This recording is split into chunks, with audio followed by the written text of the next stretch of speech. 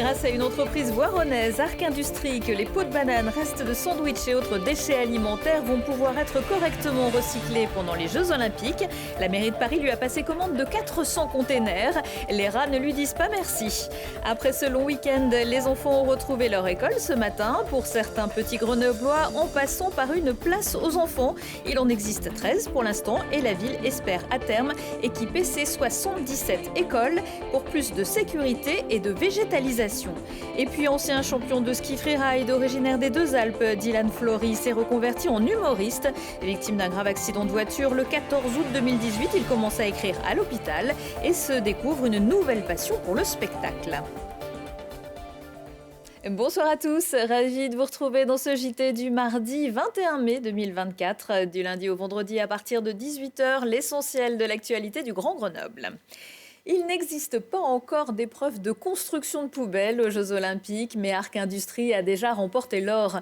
Grâce à son partenariat avec Sulo France, l'entreprise basée à Voiron conçoit et fabrique 400 containers de tri pour déchets alimentaires, spécialement conçus pour l'événement Les Jeux Olympiques de Paris. Jérémy Pinard.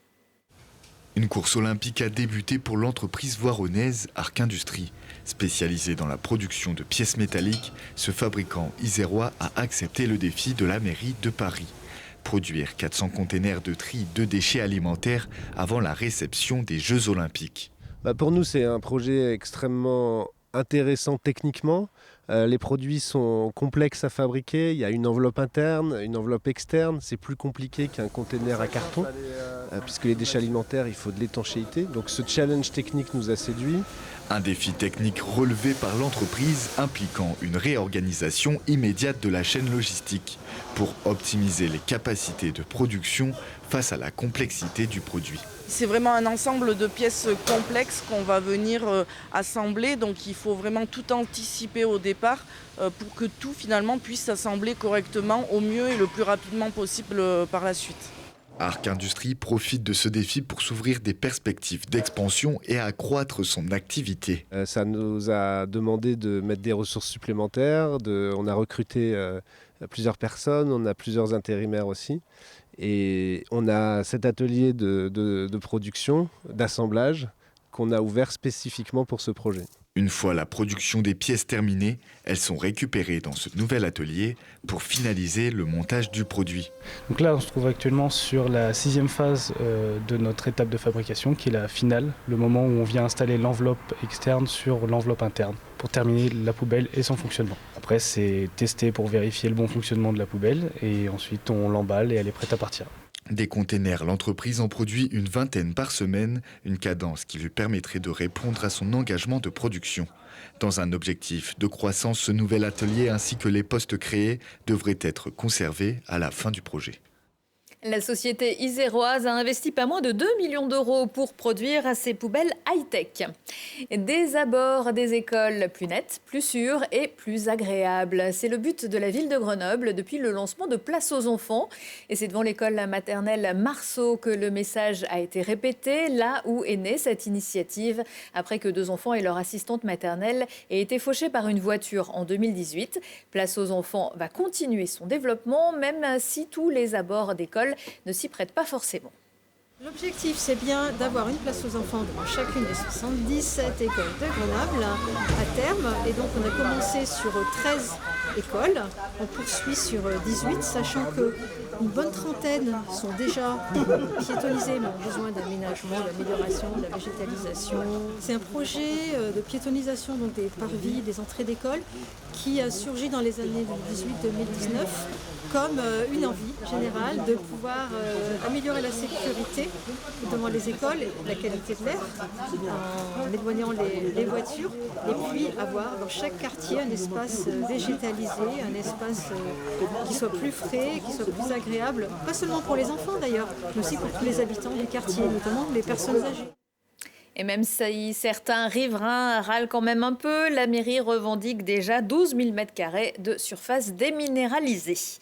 Moins de 3 semaines avant les élections européennes, la numéro 2 de la liste du Parti républicain menée par François-Xavier Bellamy était il y a quelques jours à Grenoble.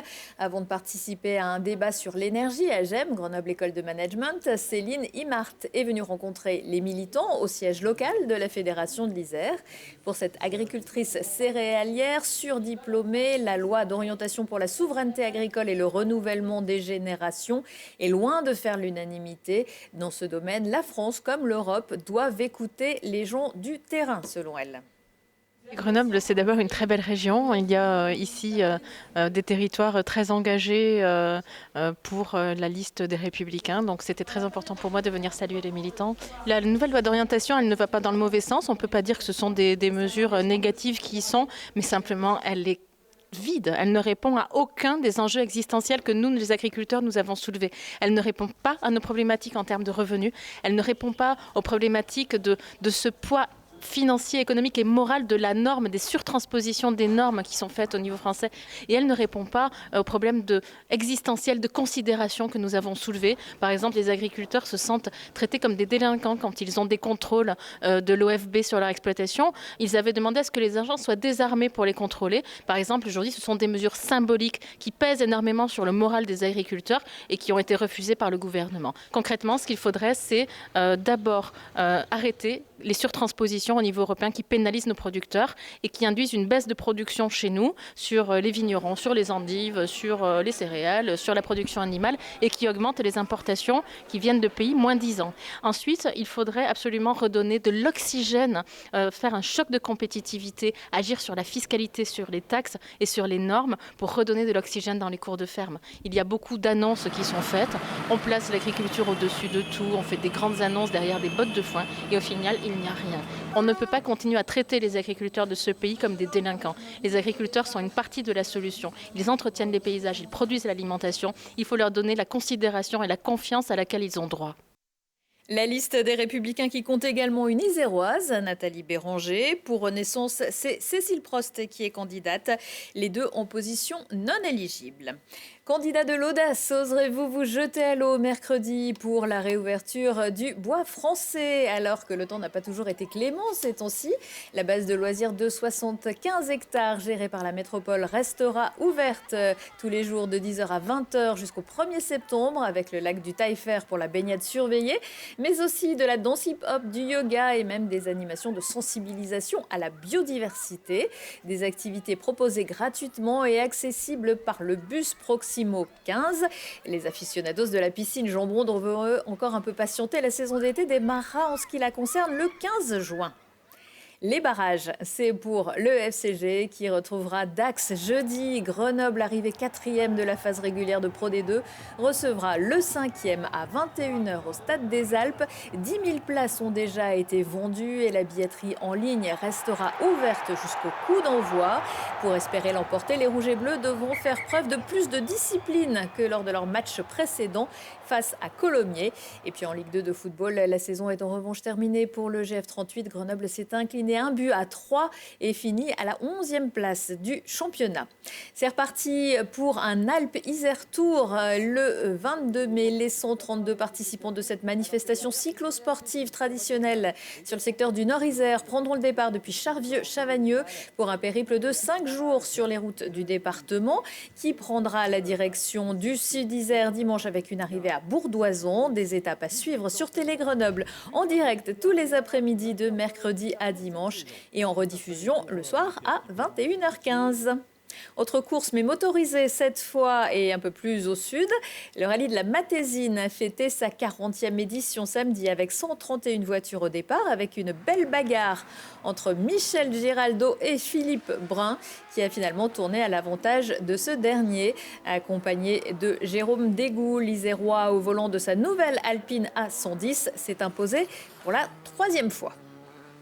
C'est un accident de voiture qui a stoppé net la carrière de ce sportif de haut niveau. Le 14 août 2018, la vie de Dylan Flory basculait. Le freerider des Deux-Alpes était victime d'un grave accident de voiture qui va le laisser tétraplégique. Après quelques années de galère, il a décidé de prendre un nouveau tournant, autrement dit, les choses avec un peu plus d'humour. Mirko Pesci. Alors est-ce que vous vous entendez bien avec vos voisins? Sur scène, entre deux blagues, Dylan Fleury se retrouve et fait le plein de sensations fortes. Non mais l'an dernier, il a même réussi à voter contre sa propre demande. Originaire des Deux Alpes et prodige de ski, Dylan voit sa vie basculer en 2018 alors qu'un accident de voiture le rend tétraplégique. En 2022, après 36 mois d'hospitalisation, il commence à écrire et se met à la scène. Je voulais faire du stand-up parce que je cherchais un moyen de reprendre de l'adrénaline comme avant et de pouvoir le faire en autonomie, seul. Et je me suis dit, tiens, putain, ouais, parler devant des gens, ça fait peur. Coup de pied, je rentre dans l'appart. La dernière fois que je fais ça, il était sur le balcon en train de fumer une clope. Et puis je trouve le processus créatif hyper intéressant. C'est que c'est un super exutoire. Tu arrives dans un bar et tu joues et d'un coup, tu prends de l'amour et tu fais, waouh, c'est quoi ça? Et non, franchement, c'est assez chouette. Pour trouver les bonnes blagues, Dylan s'est inscrit à la Troupe du Rire, un collectif de Grenoble qui amène ses adhérents à faire leur première scène. Dylan, c'est une belle histoire parce qu'en fait, il poussait pour venir. Et moi, mes ateliers étaient pratiquement complets. Et j'ai dit, bah écoute, allez, on y va. Puis après, il m'a dit qu'il était en fauteuil, donc il fallait aussi faire avec ce challenge-là. Il a une vraie force et je pense qu'il peut aller vraiment loin parce que c'est ce qu'on appelle un liner ou un punchliner. Il est vraiment très très bon dans la vanne et puis en fait, il s'en fout quoi. Alors il écrit, efface et dicte son texte sur un logiciel puis le teste sur scène. Scènes qui ne sont pas encore toutes adaptées aux chaises roulantes. Un défi de plus qui n'empêche pas Dylan d'avoir de grandes ambitions. Tout est dans le nom, la discipline elle s'appelle debout. Donc déjà je sais que je vais galérer quoi. Mais ouais, souvent les cafés-théâtres c'est dans des vieilles caves, dans des trucs comme ça. Du coup à chaque fois on essaie de trouver des scènes, soit on essaie de trouver des scènes accessibles ou avec des rampes. Ou sinon j'ai un plus petit fauteuil, un fauteuil manuel qu'on peut porter aussi pour me mettre sur scène. Je m'y attendais et puis je préfère prendre le problème à l'envers et me dire un jour je serai tellement drôle qu'ils n'auront pas le choix de le mettre leur rampe. Depuis qu'il a commencé, il ne s'arrête pas. Il enchaîne 10 à 15 représentations par an. Aiguisant ses blagues, il vise à jouer autant de fois possible à travers toute la France. Lui fait plus souvent monter les autres sur scène. Jean-Claude Galota retrouve son couple mythologique à la maison ou presque. Mercredi à la MC2 à Grenoble, le chorégraphe grenoblois aux côtés de la compagnie Émile Dubois vous fait découvrir ou redécouvrir le diptyque Ulysse créé en 1981 et le lendemain son pendant féminin Pénélope créé en 2022. Avec ce langage pur, fait de petits gestes du quotidien, décalés, inattendus, drôles, qui s'introduisent malicieusement à l'intérieur d'une écriture scénique classique, une page de l'histoire de la danse. C'est un conteur hors pair parmi ses pairs. Et Yannick Jolin sera à l'affiche du Festival des Arts du Récit mercredi soir à l'Odyssée des Bains pour son spectacle entre contes et musique baptisé « Ma langue maternelle va mourir et j'ai du mal à vous parler d'amour ». L'artiste parle de son enfance dans les Deux-Sèvres pour dénouer les fils de la domination que cache à peine l'histoire des langues non nationales. Yannick Jolin sera également jeudi soir à la Maison de la musique de Mélan pour jouer son spectacle en clôture du festival. Retour de l'actu dans 1 heure et en replay sur télégrenoble.net. Excellente soirée à tous.